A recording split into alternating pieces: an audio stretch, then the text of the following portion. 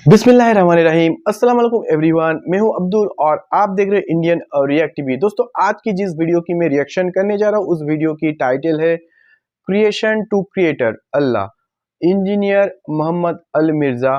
तो आज इस वीडियो की करेंगे रिएक्शन। तो रिएक्शन करने से पहले आप अगर मेरे चैनल पे नए हो तो चैनल को सब्सक्राइब कीजिए, क्योंकि इस चैनल पे नया नया इस्लामिक वीडियो रिएक्शन होने वाला है। तो चैनल का अभी सब्सक्राइब करके रखिए ऐसे वीडियो की नोटिफिकेशन पाने के लिए। वीडियो अच्छा लगा तो लाइक करना, और आपका कोई कमेंट रहेगा तो जरूर वीडियो की कमेंट सेक्शन में कमेंट करना ना भूलिएगा। तो चलिए दोस्तों, वीडियो की रिएक्शन शुरू करते हैं।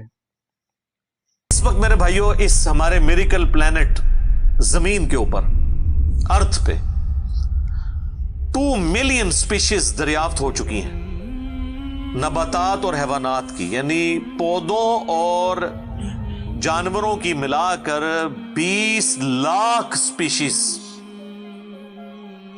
यानी 20 लाख टोटल मखलूक की तादाद नहीं है। उन स्पीशीज में से सिर्फ इंसान एक स्पीशीज है, और इंसान ही 7 अरब के करीब तो है दुनिया में।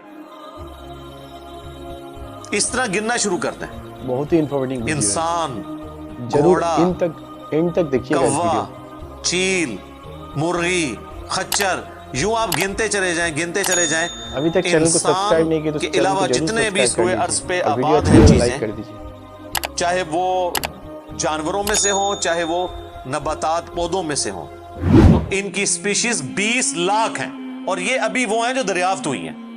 और साइंटिस्ट हमें बताते हैं कि 1 स्क्वायर इंच भी इस जमीन का ऐसा नहीं जहां पे कोई लिविंग थिंग ना हो।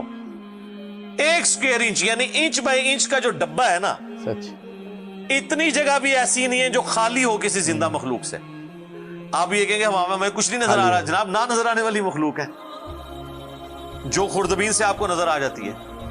इवन खुर्दबीन के जरिए अगर हम अपने जिस्म पे देखें ना, बैक्टीरिया, तो ये बैक्टीरिया नजर आएंगे जो हमारे जिस्म से खुराक हासिल कर रहे हैं, लेकिन अभी देखने में तो नहीं नजर आते, बहुत छोटे हैं। 1 स्क्वायर इंच भी ऐसा नहीं है जहां कोई लिविंग थिंग ना हो। सही। तो स्पीशीज की तादाद फिर एक स्पीशीज की किस लेवल तक होगी? सिर्फ इंसेक्ट्स, कीड़े मकोड़े जमीन पे इतने हैं कि जमीन पे बसने वाले हर इंसान को अगर 20 करोड़ कीड़े दे दिए जाएं, यहां 100+ लोग बैठे हुए हैं, आप में से हर एक को मैं कहूं कि 20 करोड़ आपके 20 यानी 200 मिलियन हर बंदे को मैं कीड़े अलॉट करना शुरू करूं और 7 अरब इंसानों को अलॉट कर दूं, तो इससे ज्यादा इंसेक्ट्स हैं सिर्फ रूए अर्ज के ऊपर। ये कैलकुलेटर फेल हो जाएगा। आप जरा 200 मिलियन को मल्टीप्लाई करें 7 बिलियन के साथ। 1 बिलियन जो है ना, वो इतना बड़ा फिगर है कि अगर कोई शख्स 24 घंटे गिनती गिनता रहे, 25 से 30 साल चाहिए 1 अरब गिनती गिनने के लिए। जाहिर है दिन रात में 86,400 सेकंड है। हर सेकंड में भी एक दफा गिने तब भी आप 1 लाख तो पूरा नहीं करेंगे, और बाकी काम भी बीच में करने हैं, वो सब कुछ भी छोड़ दें, तब भी आपको इतना टाइम चाहिए। रोजाना 1 लाख दफा भी गिनती आप गिन कर नहीं पाएगा तो कई साल चाहिए 1 अरब पूरा करने के लिए। तो ये 7 अरब इंसान, और हर इंसान को 20 करोड़ 200 मिलियन कीड़े, आप जरा ये कैलकुलेट करें। और ये तो इनकी तादाद है। अभी तो हम ये डिस्कस ही नहीं कर रहे मेरे भाई कि एक स्पीशीज के अंदर अल्लाह ताला ने जो क्वालिटीज रखी हुई है वो क्या है। मैं अक्सर मिसाल देता हूं ड्रैगन फ्लाई की। इंसान को तो छोड़ दें, बहुत कॉम्प्लेक्स है। ये जो हेलीकॉप्टर हम जिसे कहते हैं, एक छोटा सा आप समझ लें कीड़ा है हवा में उड़ने वाला, उसके एक ढेले के अंदर 25,000 आंखें हैं। और आप देख लें वो जिस अंडे से निकलता है ना, वो बॉल पॉइंट के नुक्ते जितना अंडा है। जमीन और आसमान की मखलूकात मिलके कोई अंडा ऐसा नहीं बना सकती जिसमें से ड्रैगन फ्लाई निकल आए। मुर्गियां जो अंडे देती हैं, कबूतर जो अंडे देते हैं, उनमें से उनके चूजे निकलना, वो तो अनइमेजिनेबल है, वो तो कुछ सोच नहीं सकता। जमीन और आसमान की सारी मखलूकात मिलके एक बीज ऐसा नहीं बना सकती जिसको जमीन में बोया जाए और वो 6 अरब गुना बड़ा दरख्त बन जाए। तो जो काम करने से नहीं हो सकता वो खुद ब खुद कैसे हो सकता है? और इस क्रिएशन का क्लाइमैक्स इंसान है। इंसान पे ही बात की जाए ना तो 1 घंटा चाहिए। इंसान को जो अल्लाह ने क्वालिटीज दी हैं जिसका उसे खुद भी नहीं पता। अच्छा मुझे बताएं, जिन क्वालिटीज का हमें खुद ही नहीं पता कि है हमारे अंदर, तो कितना कोई बेवकूफ होगा कि वो कहे कि ये क्वालिटीज मैंने खुद अपने अंदर रख ली हैं या मेरे माँ बाप ने रखी हैं। हमारे तो माँ बाप को भी नहीं पता उन चीजों का। आज जो हमें साइंस बता रही है, 1 लाख दफा रोजाना हमारा दिल धड़कता है, 1 लाख दफा, बगैर किसी पंप के, बगैर किसी एक्सटर्नल फ्यूल के।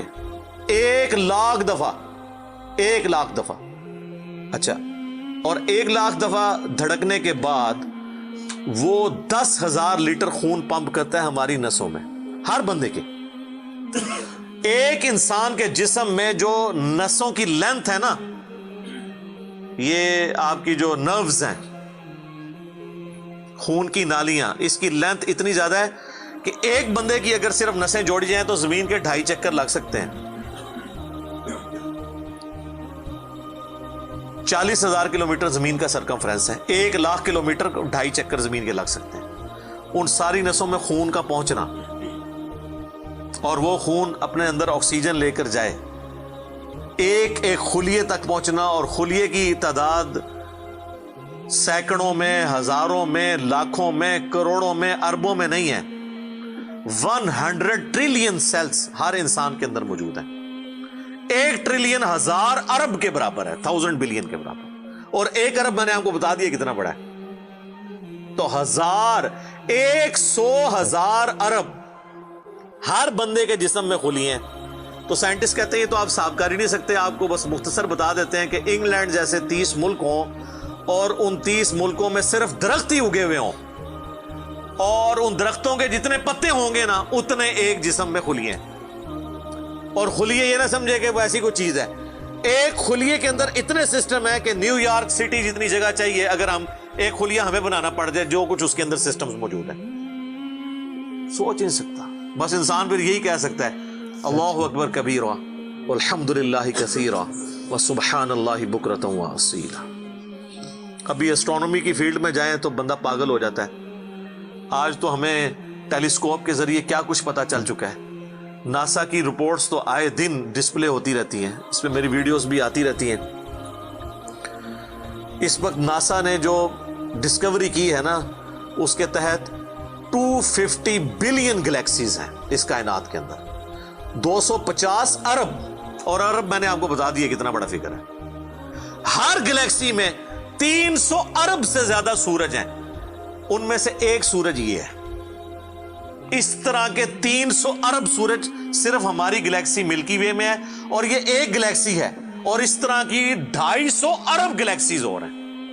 और ये साइंटिस्ट कहते हैं कि इतना बड़ा फिगर है कि दुनिया में जितने समुंदर हैं उनके किनारे पर रेत के जर्रों की तादाद है ना, उससे ज्यादा स्टार्स और प्लैनेट्स इस कायनात के अंदर है। तो कैलकुलेट ही नहीं कर सकता। और ये वो चीज है जो उन्होंने कैलकुलेट की है। लोग कहते हैं उन्होंने गिने कैसे होंगे, वो एक थोड़ा सा एरिया कंसिडर करते हैं, उसके बाद ओवरऑल लेके उसे मल्टीप्लाई कर देते हैं। यानी अगर मैं आपको बता दूं कि बास्केट का साइज इतना है, इसमें इतने अंडे आते हैं, तो ये हमारा हाल जो है इसमें कितने अंडे आएंगे, तो आप कहेंगे जी इस हाल का साइज बताएं, उसे मल्टीप्लाई करके कैलकुलेट कर लेते हैं। वो ये नहीं होता कि वो एक एक करके गिनते हैं, वरना तो उनको भी लाखों साल चाहिए गिनने के लिए। ओवरऑल कैलकुलेशन वो कर लेते हैं। तो ये एक अलग से एक टॉपिक है बहुत बड़ा। इस टॉपिक के ऊपर मेरी यूट्यूब के ऊपर कई एक वीडियोस हैं, उनमें टॉप ऑफ द लिस्ट मेरी वीडियो आज से ऑलमोस्ट 12 साल पहले रिकॉर्ड हुई थी, 2008 के अंदर।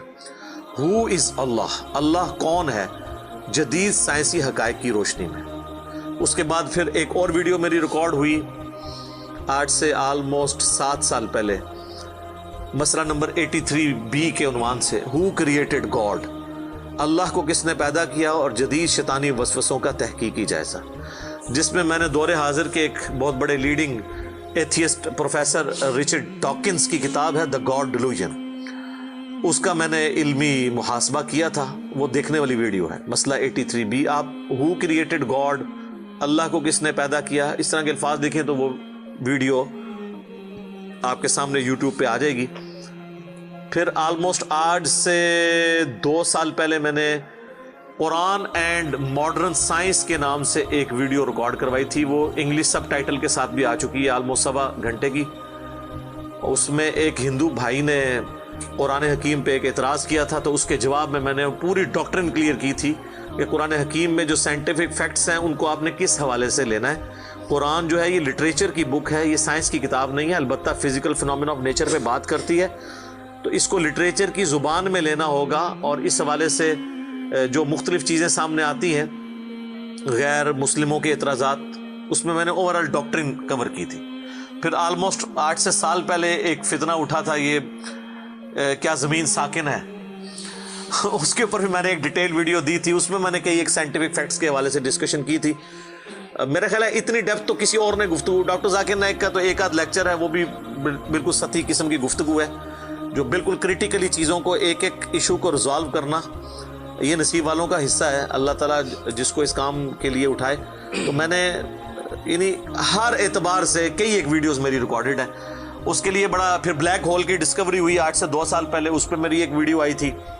तो आप यूट्यूब पे जाके साइंस और इंजीनियर मोहम्मद अली मिर्ज़ा लिख दें तो वो सारी वीडियोस हैशटैग के साथ आपके सामने आ जाएंगी। एक एक करके देखना शुरू करें।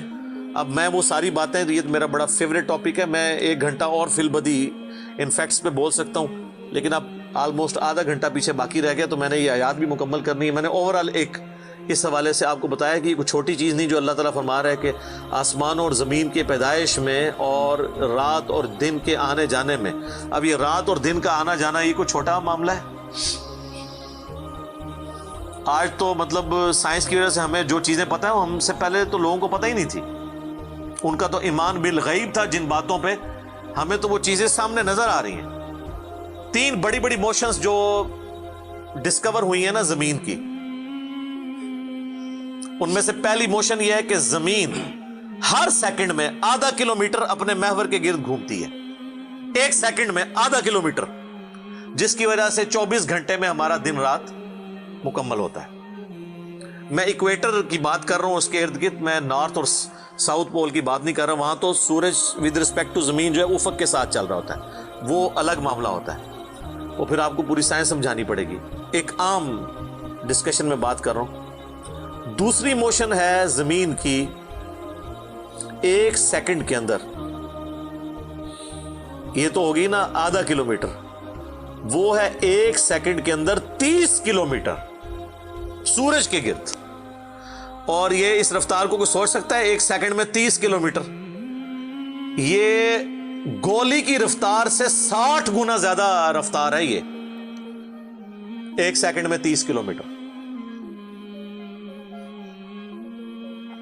गोली 1 सेकंड में आधा किलोमीटर तय कर सकती है, और जमीन 1 सेकंड के अंदर सूरज के गिर्द 30 किलोमीटर, जिसकी वजह से 365 दिनों में हमारा साल मुकम्मल होता है।